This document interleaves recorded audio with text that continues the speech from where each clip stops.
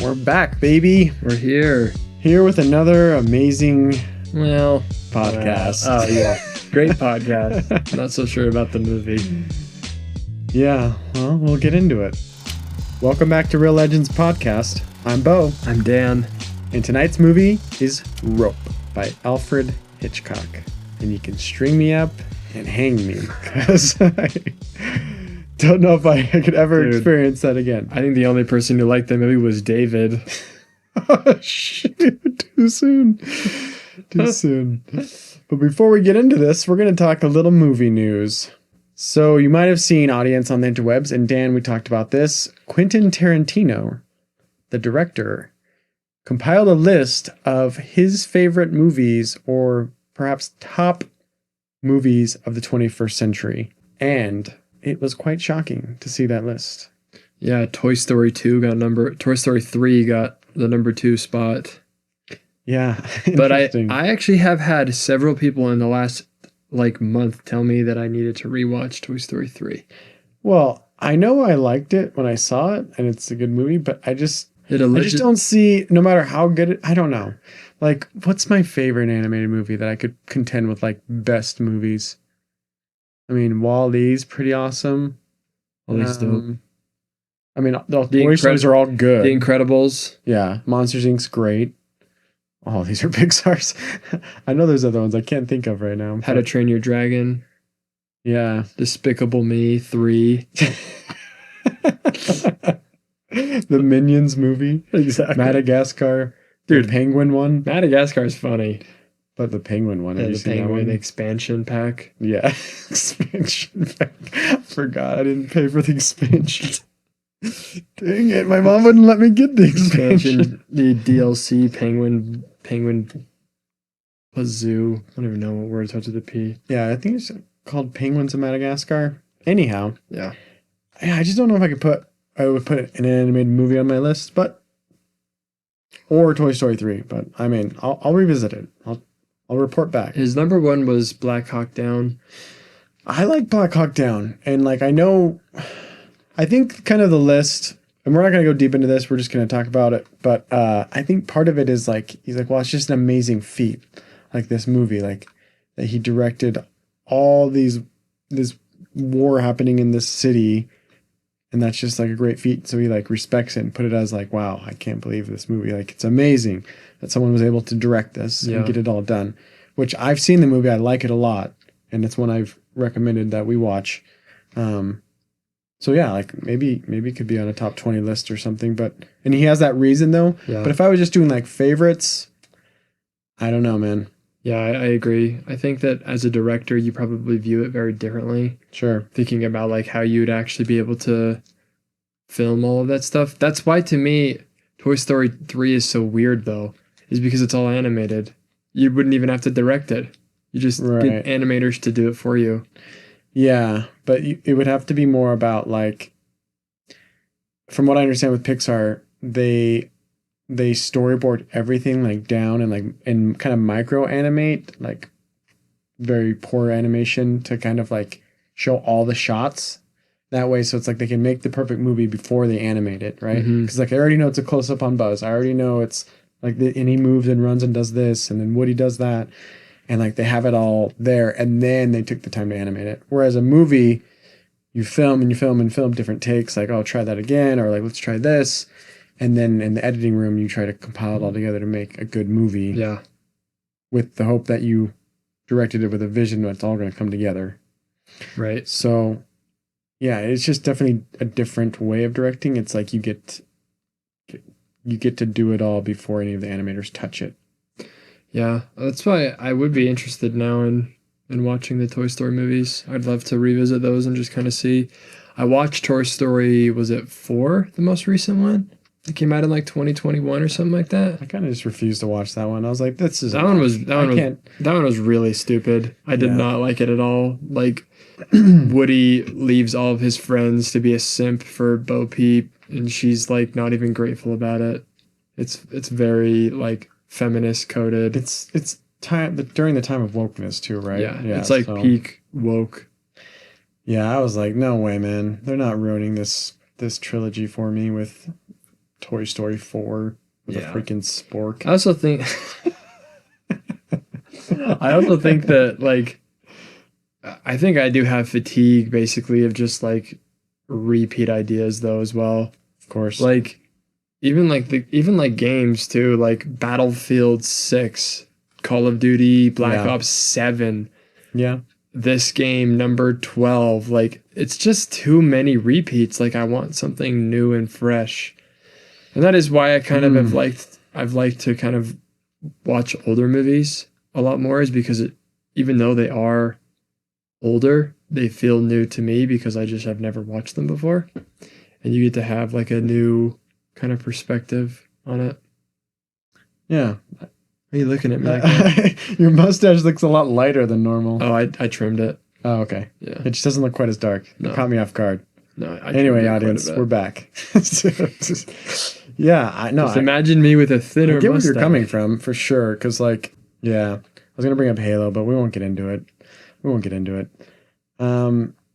It seems like, yeah, they're making another Toy Story now, again, like a 5, maybe even a 6, already planned. Yeah, I'm like, over that. And like this year, like the highest, like I think the best Disney movie that came out was a Lilo and Stitch remake. And it's like, can we just have another movie like Lilo and Stitch that's like a unique take on like an alien little monster? Like that's a fun idea.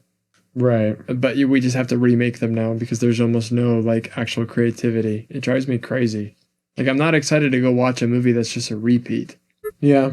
I've never really seen a movie about the Odyssey. I've also never read the Odyssey, so I'm pretty excited for Christopher Nolan's take. Me too. But I kind of feel uncultured mentioning that on the interwebs that I've never read the Odyssey, so I probably should do that.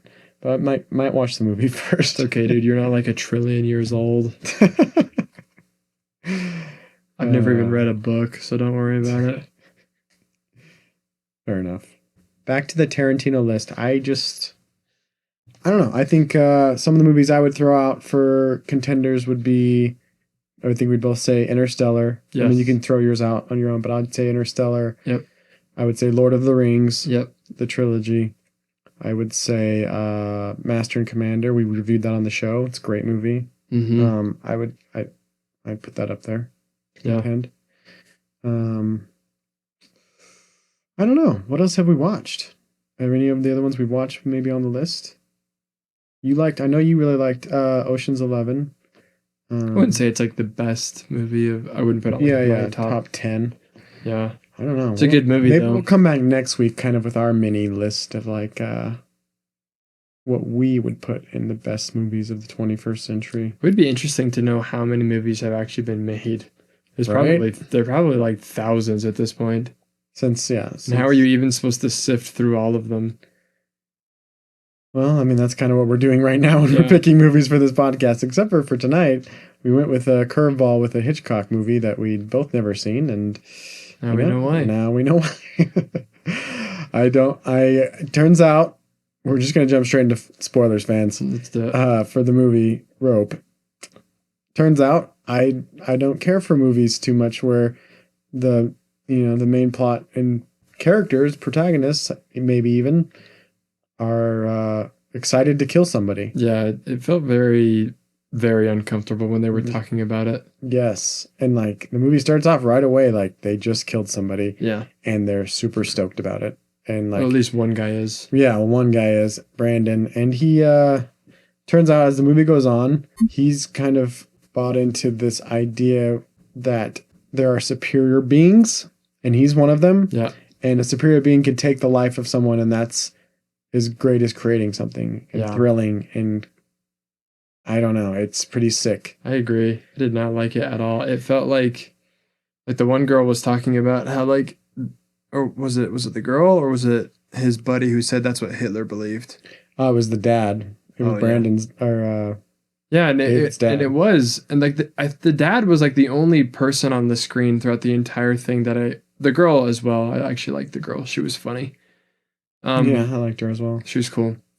But like she's the dad is like the only one that I was like, yeah, that's exactly how I feel. Like they're making these comments about how murder is acceptable and everyone's kind of like laughing and giggling along with it. And he's just like, this might just me being old, but what the heck? Yeah. And I was like, yeah, what the heck? Can we not have this conversation? This is getting...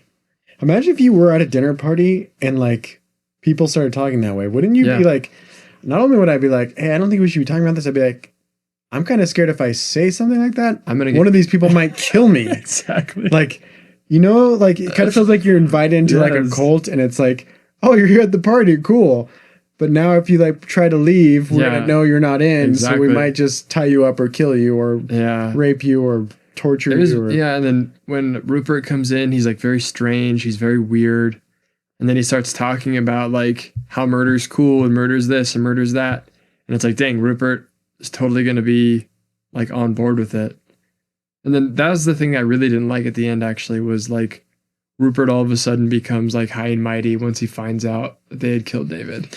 Yeah, I want to get your take on that for sure. Because my thoughts were, before we get deeper in it, he is kind of a cynical man, and what you're saying with like making jokes at the party is like, well, life would just be easier if we get rid of like people that are in your way or stupid or, you know. I think I don't even feel like he's joking half. Like there's some like tongue in cheek comments, but then like at the end he's like, no, seriously, I believe this stuff and this like would be better. And like he doesn't really back down on that until the very end, which I thought was stupid because it was like, bro, well, I guess he realized his fault, but it was like, you're the one that's been pushing this entire time. Well, yeah, that's what I was getting at.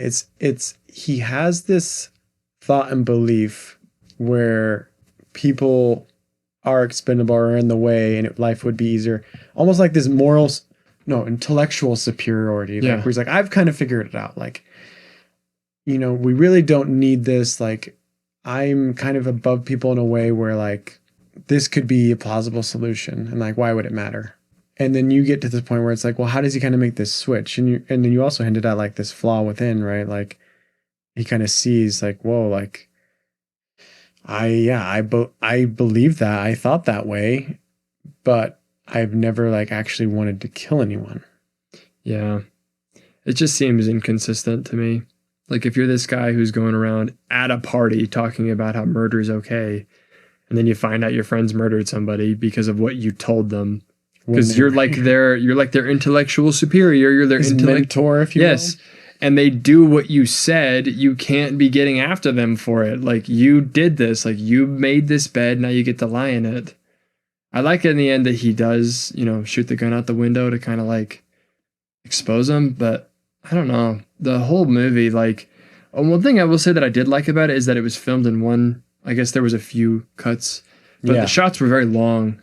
Yeah. And so that's very talented to be able to do a scene for that long and like bring someone in and know your lines and no stuttering. Like it's very talented and like it's very, very impressive. Amen. But like basically the entire movie is just talking about murder. Yeah. I don't like it. Yeah. It makes me feel really uncomfortable. With a dead body sitting in the room. Yeah, it was just weird. I didn't like it. And then I feel like the end, if Rupert had been like against murdering the whole time and then he found the body or whatever and then gave that really cool speech, I would have liked it because the speech at the end was pretty cool. Yeah. Very good monologue. Very good monologue. But it felt like, I'm sorry, you don't have any leg to stand on to be lecturing these guys on anything after what you told them. Yeah, I definitely agree with you. It's like, it isn't consistent in words, you know, what he preached versus what he believed in living and acting on. Mm-hmm. So I get that, but it is kind of interesting to see someone realize like, wow, my ideas actually matter. They impact people. Mm-hmm. What I say matters. And also it's hard for me to put this into words for some reason. Just the idea that like, I guess you think like you can think and believe a certain thing until someone actually does it. Mm-hmm. And then you see how devastating and wrong it is. Yeah, that might be true. And then you're like, whoa, yeah, maybe it is dangerous to think and like believe a certain way, because when something actually happens that's congruent with that, that's like the actual reality of it is far more costly and ugly than I could ever have imagined. Yeah. I'm trying to think of other examples where that has kind of happened in like history or like in my own life. And I can't really think of any specifics where it's like you have an idea and then you think it's one thing until you actually are presented with the real facts of it. Because I feel like most things that I think are wrong, and most things that I think are right, kind of regardless of it, if I've experienced it. I'm trying to think about if I've had any examples or experiences like that, or I've seen it in someone else's life. I don't know. I think in life sometimes we casually do things that are like, but if we actually saw the results, we wouldn't like them. Like, I've heard people casually throw out like, they should hang someone for doing something like that, right? Mm-hmm. And it's kind of like in a serious way, right? Like they've done something bad, maybe not, but maybe not like to the extent of like capital punishment bad, Yeah. something, right? Yeah. And it's like, yeah, but if you actually saw them hang, would you feel good about it? Like, would it be right? Would it be just? Would it be the right punishment or the right, route? Something like that. Yeah. But I'm trying to think of anything else. I can think of an example now. Okay. Abortion. There's a lot of people who claim that abortion is totally fine and they themselves wouldn't do it, but they would fight for the right for somebody else to do it. And there's been a lot of people that I've listened to actually who used to believe that until there's this lady who worked at Planned Parenthood and she had no idea what they were actually doing. She just kind of thought they were doing the fuzzy stuff that they say, reproductive healthcare, whatever it was. Until one day she went in the back and she saw baby tissue in these containers and stuff. Oh. And she started to research more into what they had done, and she became the most anti-abortion, destroy Planned Parenthood. She talked about burning down the buildings and salting the earth so nothing could ever grow there again. Yeah, man. And so I think that is an example where a lot of people today would think abortion is a positive or a good thing until they actually saw a baby be cut up, sucked out, and sold for parts like a machine. Yeah. Dang, yeah. That's gnarly, dude. Yeah. I agree. I think that's a real world example of something that relates to this for sure. Yeah. You can think and believe one thing, but until it actually happens, you'd even preach it. For both the example of the movie and the example you gave. But until it's a reality in your life, you just don't understand. Yeah. And good for Rupert for seeing that and pushing past it. But it is frustrating that he was being such a putz the whole time and feeling these impressionable men with this garbage. Let me ask you this. So at one point he says to Brandon, he's like, for me, it was always something that I thought, but something inside me would never allow me to do. But for you, it was something that must have always been there because you ate this up. You love the idea of being superior and wanting to be above people and to have things go your way. Even how he's trying to set up this guy and girl to end up together. Regardless of the murder, it's he wants to be controlling. Mm-hmm. So what do you make of that as far as, do you believe that? Do you believe that some people just have, I guess, for lack of a better way of saying it, darkness in them, that they're more willing to do things that other people might talk about or believe in, but they wouldn't actually do? Probably. Yeah. Yeah. Think about someone like Ted Bundy, who was an actual psychopath, and he felt no remorse for killing people. He saw it as a game. Yeah. But there are people who have genuinely mental issues like that. But I also think that, I think Satan is crafty, and I think that he plays on our weakest, our most weak carnal desires. And for a lot of people, it is to feel superior. I would never feel that way. That's not something that I would be tempted with, would be to murder somebody that churns my stomach. Yeah. But there definitely are things that Satan does poke at me, and I know I'm weaker in those areas than other people, or where other people would be why is that even a temptation for you? But for me, it is, just because I think we all have our own little weaknesses. And so when someone is pushed towards something and they have the propensity to act that way already, you might create someone who's a psycho. Yeah. Well, I'm going to turn it to you if you have any thoughts. If you don't, I'm going to just say we'll answer the... I just want to kind of poke at these story questions because I don't know how they'll apply to this movie. That's true. Whose story is it? What do they want? What do they need? And do we care? What do you think? Did you have any thoughts before we jump into that? No. Okay. It's hard. I haven't really had time to even think about it. So usually, like we talked about last week, the protagonist is driving the action and they have some sort of arc. Rupert's not really driving the action, so it can't be him, and he comes in really late into the movie. Mm-hmm. Well, not really late, but like halfway in maybe. And but these other guys are kind of like the antagonists in a way, at least they have evil intent. And but I guess it's kind of about them, right? It's about Brandon. It's about him, and he wants to have the perfect murder. Yeah, I would argue that it is Rupert's story because he's the one who actually changes. He has this big change of heart when he realizes that his ideas have had consequences, and he actually has like a come to Jesus, repent moment. Yeah. Which I really liked. Yeah, and you could say actually once he's introduced, he does drive some action with like questioning people and like, because as soon as he starts, like there starts to be suspicion, he's, questioning, who is it, Philip, the other guy, the other murderer. He's questioning him and putting pressure on him, and he's questioning Brandon, and he's talking to the maid.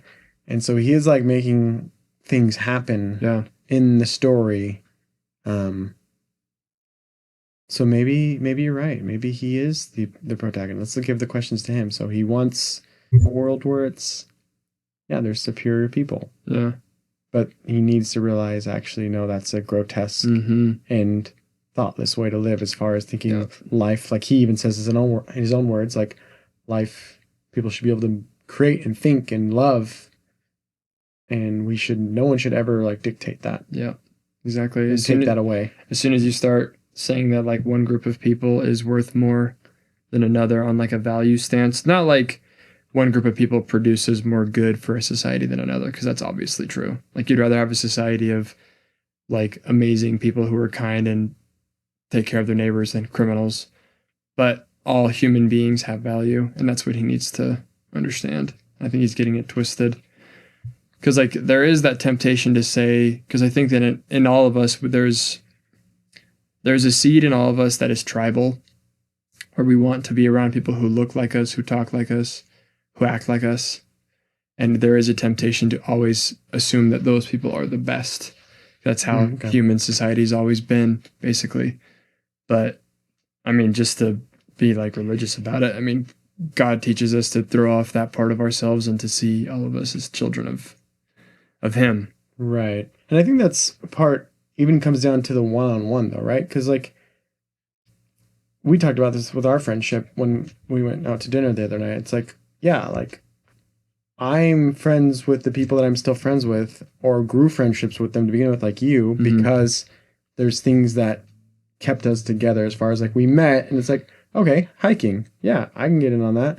And then it's like, oh, Halo. Oh, politics. Oh, America. Movies. Oh, like movies, storytelling. Yeah. And so like, I think, you fair point the tribe thing, but even on the one-on-one level, you like to be around people who have things in common with you. Yes. Yeah. And you'll tend to put them at a higher level than somebody who like has different opinions or different views. Like it's a hard thing for people to develop that every human has value. It's not like a natural thing for humans to have. And so that makes sense why Rupert thought that, and that makes sense why Brandon thought it, because it's like very deeply rooted inside of us that we should be able to choose who's right and who's wrong and who deserves life and who deserves death. It's kind of a foreign concept to us now, but like you think about historically, every single nation conquered other nations. Every tribe conquered another tribe. Like you look today, like in Africa, and there's still like tribes warring for, like, I don't know if you've watched anything about Sudan. No. There's like tribes there that have been feuding for thousands of years, and they're killing each other still to this day, just because they're different tribes, right? Right. It's like that's a very deep deep part of what it means to be a human is you hate people who aren't like you. And to be godly is to love everyone. Even those who... Right, even those that spit upon you and put you on a cross. Exactly. Mm. Yeah. And that's cool. And that is something I did like about the movie, is that I think that Rupert has that realization. It's very cool. Yeah. It's cool to watch that. Yeah. But the rest of the movie is like big fart. Yeah, it's hard. It's a hard watch. I think it's, as far as execution, the acting, the camera moving around the whole apartment, like, yeah, Pretty good. Well done. Yeah. Like, it'd be very hard to pull off. You have to be very talented. Yeah, unless you have any other thoughts, maybe we just grade this out. Well, I can't give it a 4 because I gave Aviator a 4. I would rather be David in the box than watch the Aviator again. The movie is so bad. Yeah, I would rather watch this. And it was 3 hours long. This one at least was 1 hour and 20, so like they spare you with like you get out quickly. So I would give it a 4.5. Are you sure that you didn't give Aviator 4.5? Okay, anyway. If I did, then I'd give it even a 5. if this movie was 3 hours, I still think I'd rather watch it. Because then we'd have a longer moment with Rupert going through his arc and things. And Yeah. I just don't think the story calls for it, though. It's the length it needs to be. Yeah. And no longer. I mean, sure, maybe you could have the police coming in at the end, but I mean, it's very minimal. It's great. Yeah. Yeah, man, that's hard. Scoring this, I probably would fall like 4. I was gonna say 5, but probably 4.5 with you. Yeah. Wouldn't want to watch it again. No. Had one interesting part, but the rest was like pulling teeth. Yeah, I could see like maybe showing the monologue to someone or something. Yeah. Thank you for joining us on another episode of Real Legends Podcast. Sorry it's been a little more dire on this episode. Yeah, sorry. Oh, man. People. But like we want to get our list together for our maybe top 10 or 20 like Tarantino has for the 21st century movies. And we'll present them on a post maybe or on our next episode. So you fans listening out there, put yours together too. Share with us what you think are the top 20 films or even just 10 of the 21st century. Or just, if not top movies, maybe just your favorites. And we'd love to hear about them and talk about it. And maybe you can think of some that we didn't, vice versa. And we'll have a good old time. So comment, follow, subscribe, like, share Real Legends Podcast on YouTube and real.legends.pod on Instagram. You can find us on Spotify and Apple. And please share the show because it helps more people know about us and it helps grow the show. So we really appreciate that. Any other thoughts, Dan, as we close? No, catch you on the flippity flop. Catch you at the concession cinema stand. That's the wrong way of saying that. Catch you at the cinema concession stand.